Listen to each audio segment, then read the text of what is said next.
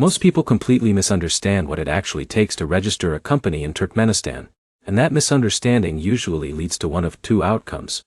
Either they assume it is impossible and never even try, or they assume it is simple and walk straight into delays, rejections, and unexpected administrative barriers they were never prepared for. But the surprising truth is this: registering a business in Turkmenistan is not random or chaotic. It is structured. It is formal. And once you understand the logic behind the system, it becomes far more predictable than most people expect. Now imagine someone like Michael, an American entrepreneur working in energy consulting. He hears that Central Asia is expanding its infrastructure projects, and Turkmenistan, in particular, has long-term potential in energy, logistics, and industrial development. Michael thinks, if I can set up an LLC there, I can position myself early in a developing market. So he starts researching. And immediately, he hits confusion. Some sources say it is difficult for foreign investors. Others say it requires local partners. Some mention government approvals that seem unclear. And the more he reads, the less certain he becomes. But here's where things get interesting. The confusion is not because the system is random. It is because Turkmenistan's business structure does not use the familiar LLCE concept in the same way the United States does. Instead, it uses a civil law system with defined company categories, regulatory approvals, and investment registration procedures. And if you approach it with the wrong expectations, you will misunderstand the entire process before you even begin. So in this guide, we are going to break everything down step by step in a clear, structured way. No assumptions, no confusion.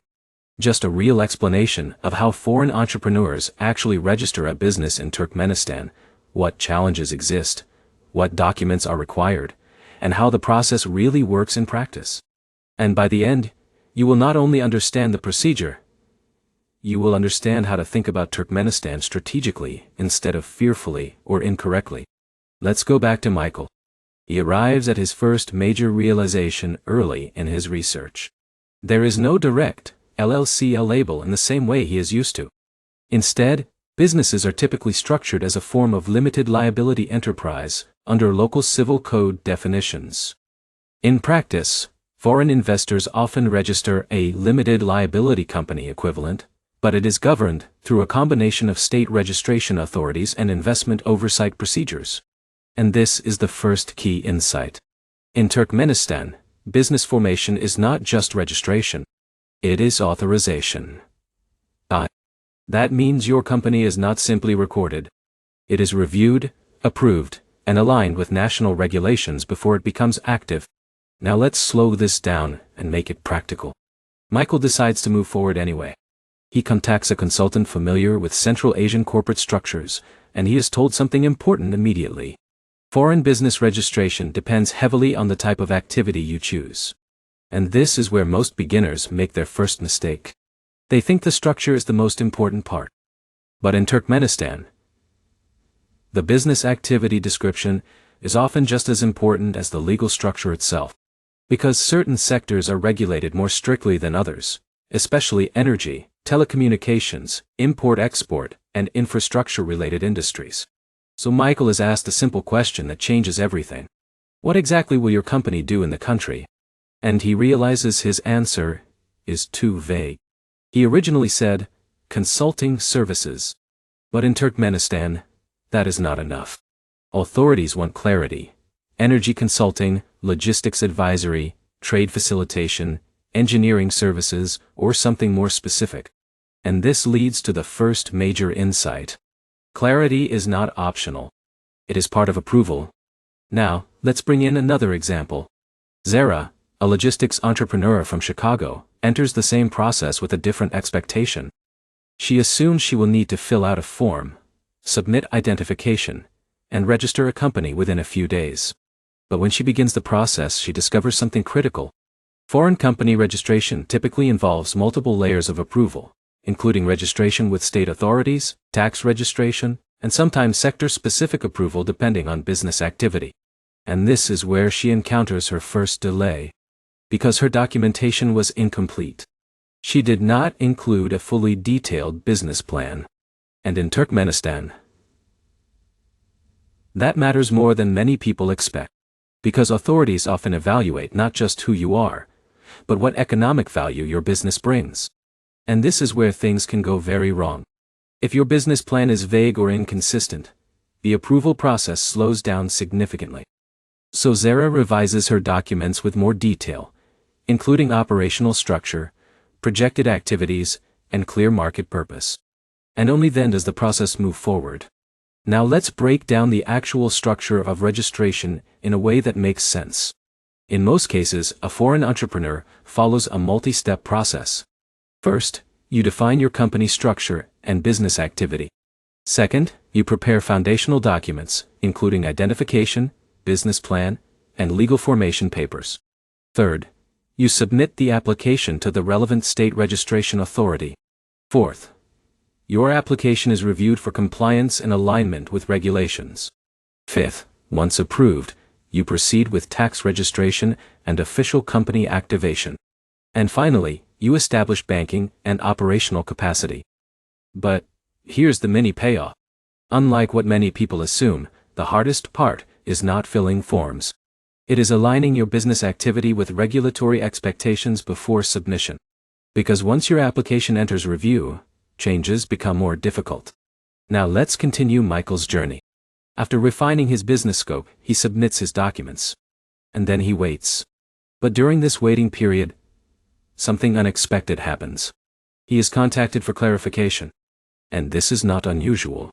In Turkmenistan's system, authorities may request additional clarification or supporting documentation before final approval.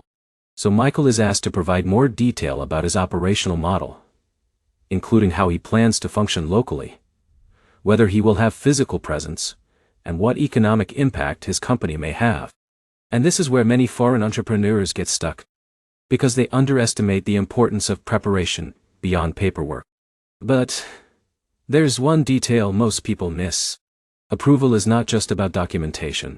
It is about confidence in your business structure. Now let's shift to banking, because this is another critical layer. Even after registration approval, opening a corporate bank account can require additional verification.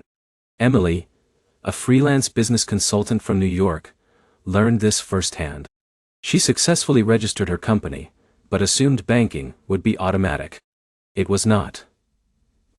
Banks requested additional proof of business activity, financial projections, and sometimes even confirmation of client relationships or contracts. And this is a key insight. In Turkmenistan, financial institutions often operate with strong compliance requirements, meaning they evaluate risk carefully before approving corporate accounts. So what does this mean in practical terms? It means your preparation does not end at registration. It extends into financial credibility. Now let's zoom out and simplify the entire process. Registering a business in Turkmenistan involves 5 core phases: defining your structure and business activity, preparing detailed legal and business documentation, submitting for state approval, completing tax and regulatory registration, and finally, establishing banking and operational infrastructure. But here's the turning point. Once you understand the system, you stop seeing it as unpredictable and start seeing it as structured bureaucracy with clear expectations. And that changes how you approach every step. Now let's return to Michael for the final part of his journey. After initial delays and revisions, his application is finally approved. But instead of rushing forward, he pauses. Because he now understands something important. In Turkmenistan, success is not about speed. It is about alignment with process. So he adjusts his expectations, builds stronger documentation for future operations, and prepares for long-term compliance rather than short-term setup.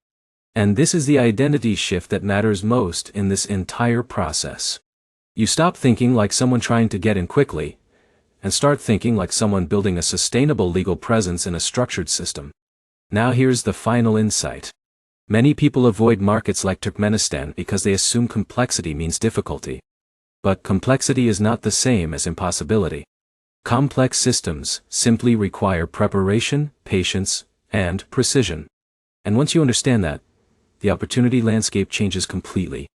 Because while others hesitate, informed entrepreneurs position themselves early in emerging markets with less competition, and more long-term potential. So if you are someone like Michael, Sarah, or Emily watching this process from the outside, the real takeaway is simple. Do not approach Turkmenistan as a shortcut destination. Approach it as a structured system that rewards preparation and clarity. Because once you understand the system, you are no longer guessing. You are building with intention. And that is where real business opportunity begins. If you found this guide helpful, and want more deep dive explanations of international company formation and global business setup strategies, make sure to subscribe for more content like this.